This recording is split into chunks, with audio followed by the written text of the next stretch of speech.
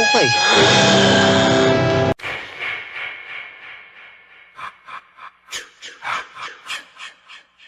So here's the part where I like to discuss my final thoughts of the film I just watched. So in terms of summer films, to me, movies like Sleepaway Camp and The Burning, they utterly trump movies like Friday the 13th. To me, they completely blow a film like Friday, which is such a standard for slashers, right out of the water. The killer and the teen bully are so much more memorable than any survivor character or final girl in any Jason film. I mean, really take that in. The first Sleepaway Camp is that iconic 80s film, but it's just one movie. They've made 12 films in the Friday the 13th franchise, yet not only is the Angela villain more outstanding, but all Felissa Rose, the actress who plays her, would have to do is make that iconic mouth agape expression and horror fans would instantly recognize her. Can you say the same about any Friday the 13th protagonist? Are any of them at that level or have reached that status? While we're on the subject of Friday the 13th, I'm just curious about something. Has anyone ever noticed that there is not a single Scream Queen in that franchise that spans 12 films? Think about that one. Considering what a standard bearer, not that that takes much considering what a standard bearer the Friday the 13th series is within the slasher genre, they've never created a single Scream Queen. For the record, there are only 5 Scream Queens in cinema history, so let's go through them. Okay. The OG, Janet Leigh, Psycho. The heir apparent, Jamie Lee Curtis, the Halloween series. The alien queen herself, Sigourney Weaver, the Alien movies, who I don't even like, but I will not deny her place in horror history. Number 4, your dream girl, Heather Langenkamp, a Nightmare on Elm Street franchise. Finally, at number 5, the Scream Queen, Neve Campbell, the Scream franchise. And no, fans, no artificially inflating the numbers to fill out your roster just because all that does is water down the prestige of horror royalty. Scream Queens ought to be taken seriously, and much like slashers themselves, not just arbitrarily adding into the roster just to fill up the number and make it appear bigger than it is. No, there are only 5 Scream Queens, none of which you'll find in your average Friday the 13th.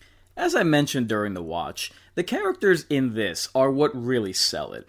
Just that authenticity, and it's void of cookie-cutter, run-of-the-mill repetitive characters like what are completely littered throughout the Friday movies.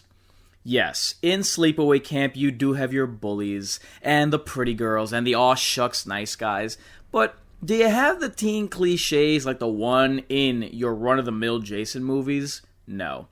And the funny thing is, those caricatures weren't just cookie-cutter, they were redundant. More than any other slasher film, the Friday films did so much, dare I say, irreparable damage to the slasher genre that modern writers struggled to break the mold of what has become cookie cutter, cardboard, cutout, meat sacks, even to this day. Look no further than Scream 6 for formulaic characters, and what did I say during the watch? Not only is Angela iconic within the 80s, very much a centerpiece of In Search of Darkness 80s horror documentary, but Angela as well is far more memorable than, say, a Tommy Jarvis. Look, there are certain Friday the 13th characters that I like, Creighton Duke for instance. But Tommy Jarvis is only known because he's in 3 of the films, but he doesn't stand out in the slightest. The Judy character in Sleepaway is far more of a presence, and look, I mentioned the overacting she does, but still, it adds to her being memorable. And yeah, she does portray herself as promiscuous, but it is kind of a means to an end making others jealous. Additionally, after getting caught kissing the guy that Angela was fancying, and Judy getting called out by Ricky, you do see her expression change after she gets defensive and her eyes begin to water. look, there's a level of depth there where, hey, this character is actually human and she can experience remorse and regret.